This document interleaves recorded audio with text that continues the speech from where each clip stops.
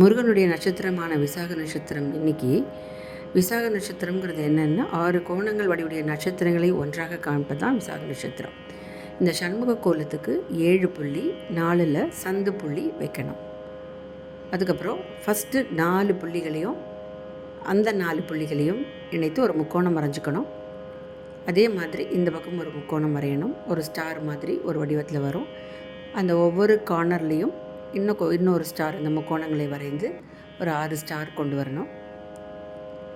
நான் ஏற்கனவே சொல்லியிருந்தேன் இல்லையா, இதில் ஓம் சரவண பவ அப்படின்னு எழுதணும். 6 நட்சத்திரங்களை ஒருங்கிணைந்து காணப்படுவது தான் விசாக நட்சத்திரம்.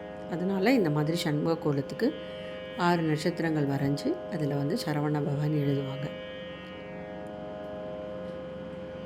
அவருடைய 6 முகமான 6 சக்தியும் நம்முள் பிரகாசிக்கட்டும்.